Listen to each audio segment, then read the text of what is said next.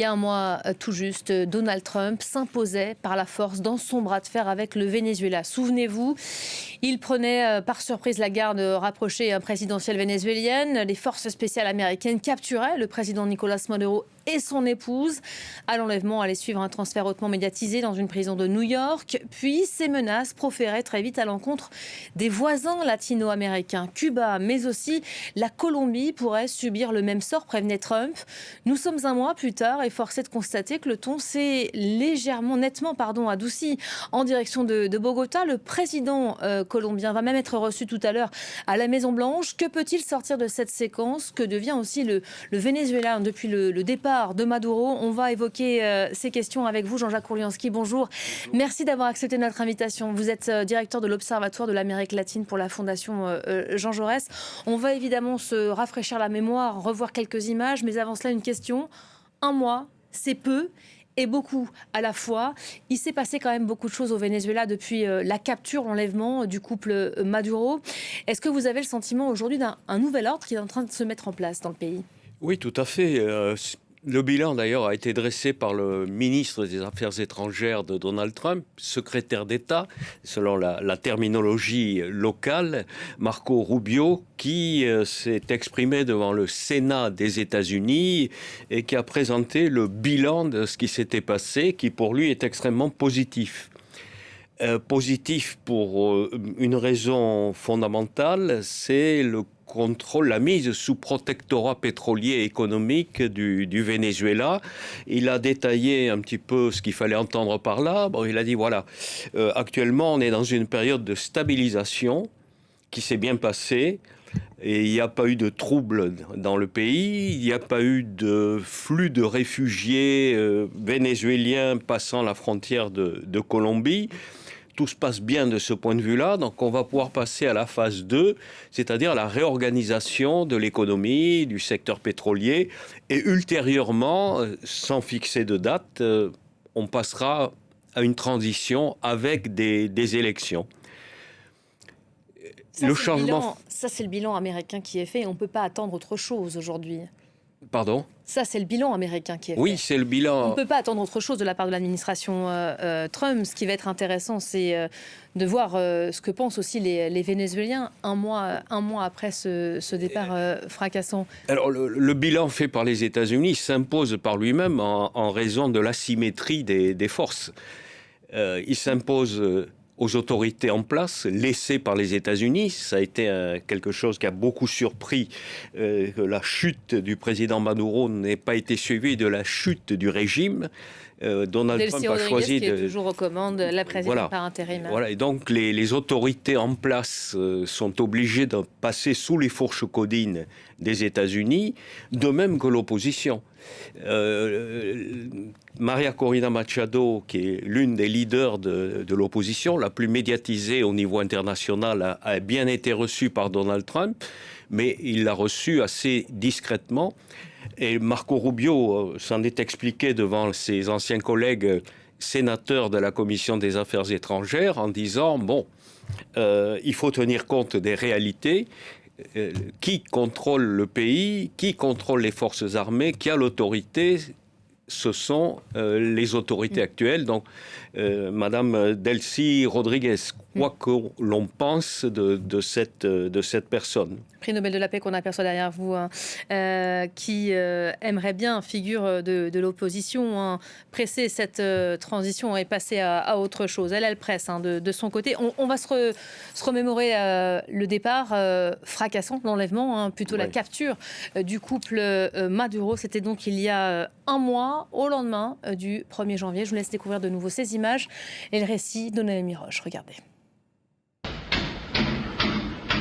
3 janvier 2025, les habitants de Caracas sont réveillés en pleine nuit par des bombardements américains. Quelques heures plus tard, le président vénézuélien Nicolás Maduro est arrêté dans son palais présidentiel avec sa femme par une unité d'élite des forces américaines. Le couple est ensuite exfiltré vers les États-Unis où il est mis en accusation pour narcoterrorisme. Baptisée Absolute Resolve, détermination absolue, cette opération était préparée depuis des mois par Washington dans le but officiel de lutter contre le trafic de drogue. Dans sa conférence de presse quelques heures plus tard, Donald Trump ne cache pas ses intentions quant à l'avenir du Venezuela. Nous allons nous assurer que le pays est dirigé correctement. Nous allons reconstruire les infrastructures pétrolières, ce qui coûtera des milliards de dollars qui seront directement pris en charge par les compagnies pétrolières. Et nous allons faire en sorte que le pétrole circule comme il se doit. Au Venezuela, la vice-présidente Delcy Rodríguez dénonce un coup d'État. Le seul président légitime du Venezuela est le président Nicolás Maduro. La chef de l'opposition vénézuélienne et prix Nobel de la paix, Maria Corina Machado, appelle alors Edmundo González Urrutia, candidat de l'opposition lors de la présidentielle de 2024, à assurer la présidence. Mais en vertu de la constitution vénézuélienne, c'est Delcy Rodríguez qui est investie présidente par intérim et adoubée par Washington, non sans pression. Elle a eu une longue conversation avec Marco et lui a dit « Nous ferons tout ce dont vous aurez besoin ». Je la trouve plutôt courtoise, mais elle n'a pas vraiment le choix. Résultat, la présidente par intérim met rapidement en œuvre les changements exigés par Donald Trump. Ouverture pétrolière, amnistie générale ou encore rapprochement avec Washington. Dans le même temps, la présidente maintient une rhétorique chaviste dans le pays où des marches de soutien à Nicolás Maduro sont organisées régulièrement et où les habitants continuent de critiquer le gouvernement à voix basse. Une stabilité sous tutelle en quelque sorte. Le secrétaire d'État américain Marco Rubio a averti, Delcy Rodríguez pourrait connaître le même sort que Nicolás Maduro si elle s'écartait de la ligne tracée par Donald Trump. Voilà, la transition, c'est évidemment la première chose qu'on a envie de commenter depuis ces changements opérés. Sur le papier, effectivement, Delcy Rodríguez qui dirige par intérim le gouvernement de Maduro, même si elle a quand même effectué quelques changements de poste conséquents, non ? Bon, le paradoxe, c'est que effectivement, il y a une équipe qui reste en place, Delcy Rodríguez et tous ceux, les ministres qui sont autour d'elle, étaient des collaborateurs proches du président Maduro. Le paradoxe, c'est que le fondement du régime vénézuélien, tel qu'il a été conçu par Hugo Chávez, c'est la souveraineté pétrolière. Cette souveraineté pétrolière a disparu. Donc une forme de légitimité idéologique, y compris pour les partisans de Delcy Rodríguez, a disparu.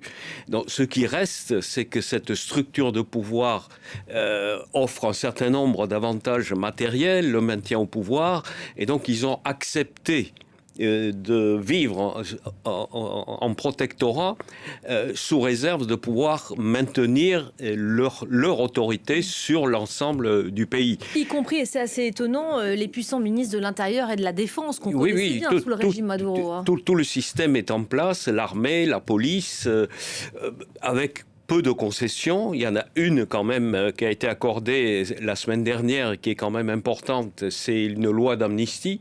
Donc tous les prisonniers politiques détenus par le régime vont être libérés. Un certain nombre l'avaient été depuis le début du mois de janvier, avec des contestations sur les chiffres entre les autorités et l'opposition. Et le bâtiment symbole où étaient enfermées ces personnes va être transformé en une sorte de lieu d'activité sociale. Au-delà, c'est l'inconnu. Donc, avec un gouvernement et un régime qui n'a plus de légitimité idéologique et une opposition qui n'est pas reconnue par Donald Trump. Donc, on est dans une situation qui répond tout à fait à ce que souhaitent les États-Unis, ce que souhaitent montrer. C'est ce que j'allais vous demander, c'est aux Américains que ça profite de cette situation. C'est plus facile de laisser en place finalement ce régime en le dirigeant à distance. C'est, disons, ce qui répond aux intérêts des États-Unis. Qu'est-ce qui est important au Venezuela pour les États-Unis ? Est-ce que, comme à l'époque de Biden, c'est le rétablissement, le changement de régime, la démocratie, ou est-ce que c'est le pétrole ? Bon, Donald Trump a répondu le pétrole. L'une de ses principales critiques à ses prédécesseurs républicains ou démocrates, c'est de dire vous avez dépensé beaucoup d'argent en Irak et finalement le pétrole nous échappe. Là, au Venezuela, avec un investissement minimal, il avait bien insisté d'ailleurs le 3 janvier, il n'y a pas eu un seul mort nord-américains. Il y en a eu plus de 80 Cubains et Vénézuéliens. Nous avons récupéré le contrôle du pétrole vénézuélien. Je ne sais pas si vous vous rappelez la photo qui était assez spectaculaire dans un salon de la Maison-Blanche, Donald Trump invitant toutes les représentants des grandes majors pétrolières nord-américaines et quelques Européens pour leur dire maintenant ça y est, j'ai fait le boulot, à vous d'agir pour remettre la machine pétrolière en marche. Donc il ne cache pas quels sont ses objectifs, ses ambitions. C'est pas du tout le rétablissement de la démocratie. D'ailleurs, si vous voyez l'acte d'accusation contre Nicolás Maduro, on ne lui reproche pas d'avoir violé les libertés, on ne lui reproche pas d'avoir violé les droits de l'homme, on lui attribue une accusation assez fantaisiste de chef d'un cartel de narcotrafiquants. Trump, concrètement, aujourd'hui, a déjà pris le contrôle d'une partie des ventes de pétrole du Venezuela. Alors, le pétrole a déjà rapporté 500 millions de dollars, contrôlé par les États-Unis et versé provisoirement à travers d'un fonds au Qatar.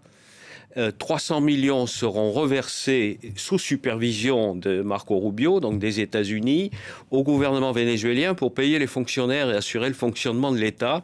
200 millions restent bloqués pour l'instant au Qatar. Et d'après ce qu'a dit Marco Rubio au Sénat, ces fonds ultérieurement seront gérés à partir d'une banque, d'un compte bancaire aux États-Unis. Donc on est face à une situation inattendue au départ, mais qui a une valeur démonstrative. Ce qui se passe en Iran est aussi une façon de dire aux Iraniens, regardez ce qu'on a fait au Venezuela. Vous voyez comment on a pu le faire, comment on a pu extraire un chef d'État étranger, soi-disant protégé par toute une série de lignes de défense physique ou matérielle, et la situation dans laquelle se trouve le Venezuela aujourd'hui. Donc attention, Donald Trump a ainsi démontré ce dont il était capable, et que ces menaces peuvent être suivies des faits. Donc ce qui s'est passé au Venezuela ne concerne pas simplement le Venezuela, mais a une valeur de démonstration à l'égard du monde extérieur. Vous voyez la portée sur la scène internationale, on pourrait parler aussi d'autres pays, le Groenland, tous ceux à qui Trump, dans la foulée, s'est attaqué. Ça peut se passer aussi facilement que ça dans la durée, parce qu'on n'est qu'un mois finalement après l'enlèvement de Maduro, dans le temps. Le peuple vénézuélien, est-ce que ça c'est difficile, c'est difficile. Vous parliez tout à l'heure de pas de révolte, pas de soulèvement. Mais tout le monde est resté quand même assez sonné aussi par ce qui s'est passé. Il n'y a pas de sondage, il n'y a pas d'élections qui permettent de juger l'état de l'opinion vénézuélienne. On a l'impression, au vu des images des rues de Caracas, qu'il y a une espèce de sidération.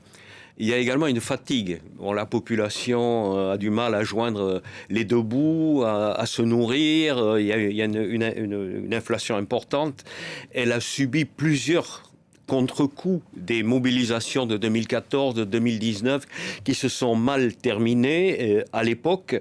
Et après le 3 janvier, ce qu'on a vu, c'est que les seuls regroupements de population, c'était devant les supermarchés, des queues pour faire des réserves alimentaires au cas où la situation viendrait à se dégrader. Alors il y a eu effectivement une petite mobilisation devant les centres de détention avec les familles, mais qui a été... des amnisties notamment, parce que Mme Rodriguez a annoncé une amnistie générale qui est censée être adoptée à l'Assemblée cette semaine. Oui, manifestement, elle a désamorcé la bombe potentielle des familles qui auraient pu créer un abcès de fixation.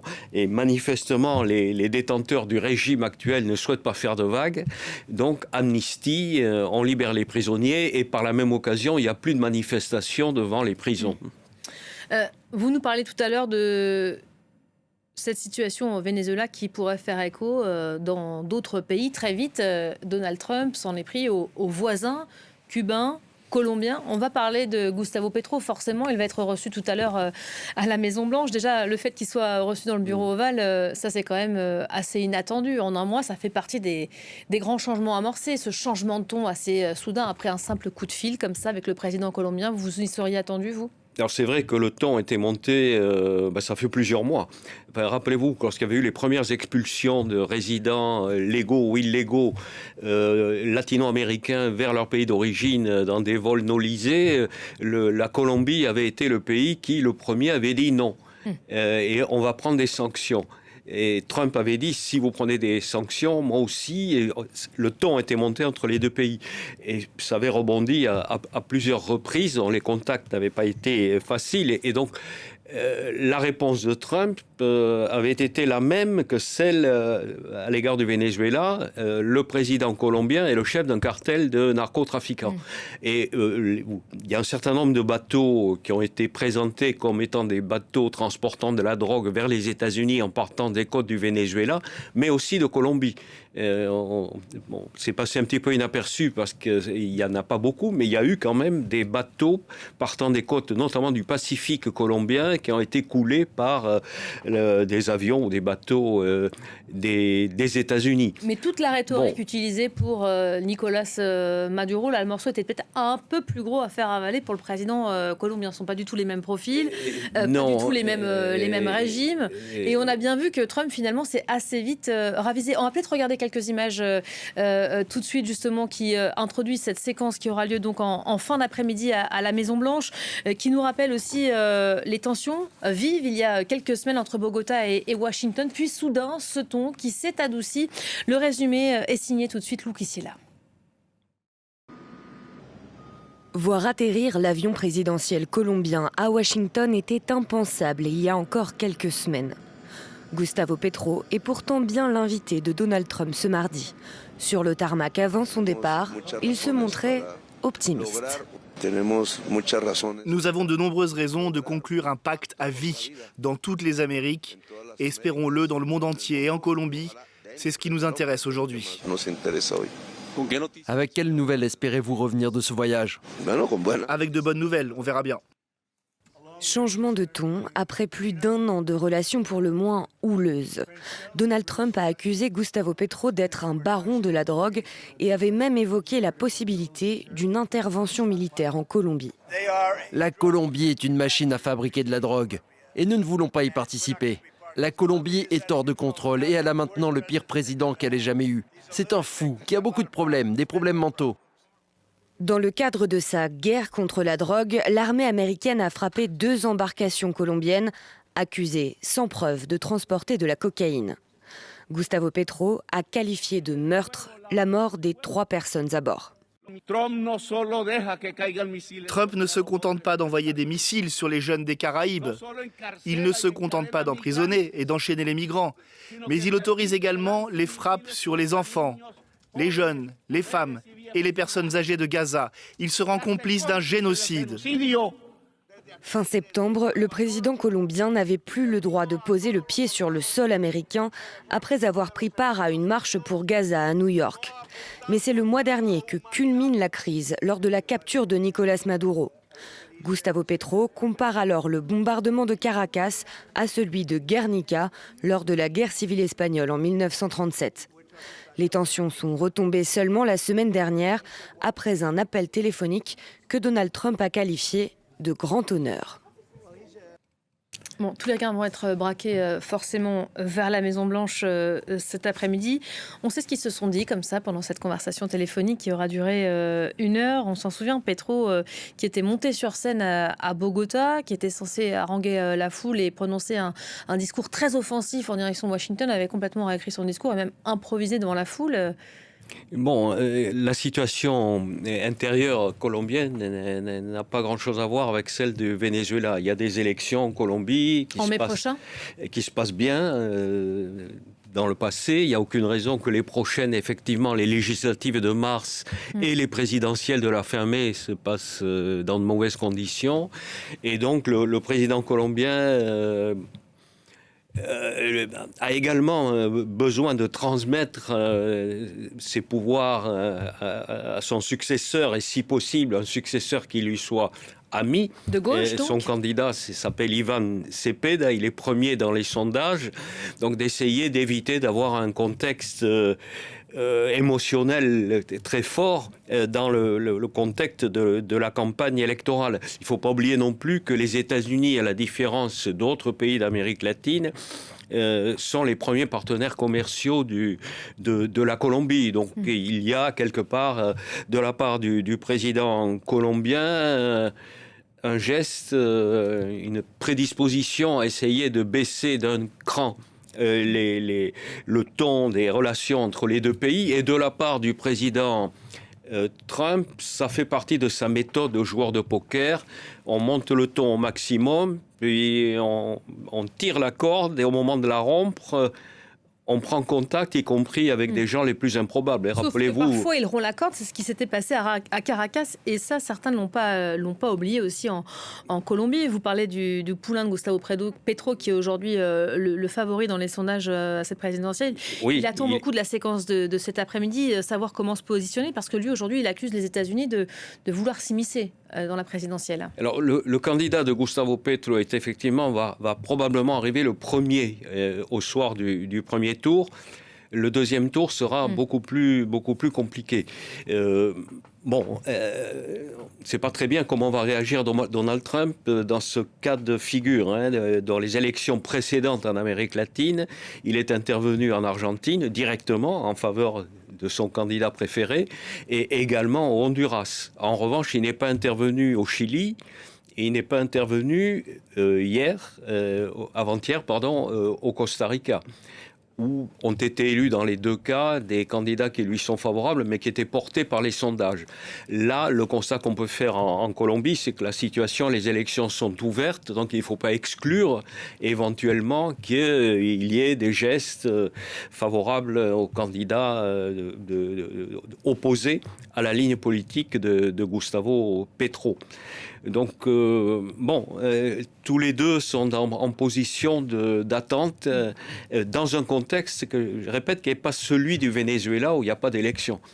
Sauf qu'on sent quand même qu'il y a une volonté d'infléchir un peu sa position côté colombien. Vous parlez tout à l'heure de ces vols chargés de migrants sans papier expulsés par les Américains qui avaient été suspendus par la Colombie. Oui. Bogota a fait un geste de bonne volonté en annonçant soudainement vendredi la reprise de ces vols d'expulsion.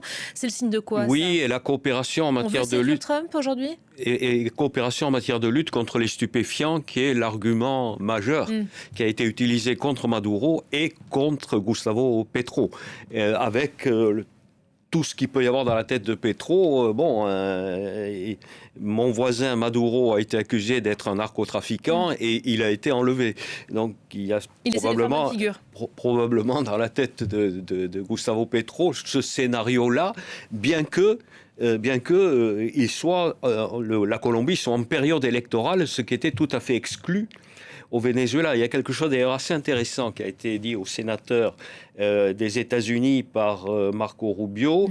Il a dit que ça fait plusieurs mois qu'on parlait avec Maduro en lui demandant de partir et il a refusé.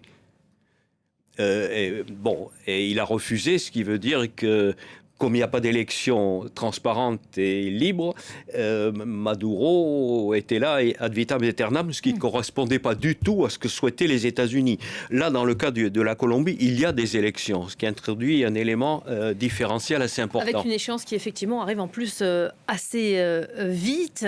Pour en revenir à ce rendez-vous de tout à l'heure à la Maison-Blanche, qu'on va vous faire vivre, évidemment, en direct sur nos antennes, Trump a dit hier on va avoir une bonne réunion, tous les deux. Il est beaucoup plus conciliant, il le trouve beaucoup plus gentil, Petro, depuis quelques semaines, depuis qu'il a enlevé Nicolás Maduro. Je reprends cet homme. Les deux hommes, ils partagent quelques points communs, notamment leur caractère assez imprévisible, à l'un comme à l'autre. Ça pourrait mal se passer tout à l'heure, entre eux, ou c'est complètement exclu vu la situation politique et vu ce qui s'est passé au Venezuela? Oui, ça pourrait effectivement mal se passer, mais c'est peu probable, parce que ce sont souvent des colères calculées, avec certains objectifs, des discours dirigés soit à leur opinion intérieure, soit à l'opinion internationale. Donc là, si tous les deux ont accepté de se voir, c'est pas pour s'invectiver devant les caméras de télévision, c'est manifestement pour donner une impression qu'un dialogue est ouvert, et on peut imaginer qu'il sera ouvert sur ce point qui fait l'objet officiellement des critiques des États-Unis, de Donald Trump, le trafic de stupéfiants et la coopération de la Colombie à la lutte contre ce trafic. Au mois de septembre, la Colombie a été déqualifiée.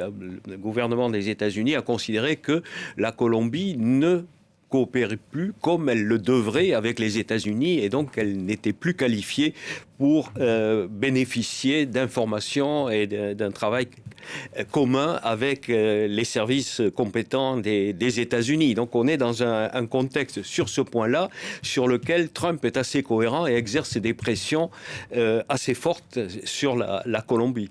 Donc, il est probable que le président colombien va lui parler de la coopération, de la bonne disposition des forces de l'ordre colombiennes et de lutte contre les stupéfiants. Des bons résultats qui devraient être présentés par les responsables colombiens. Je crois qu'ils viennent avec quelques bons chiffres.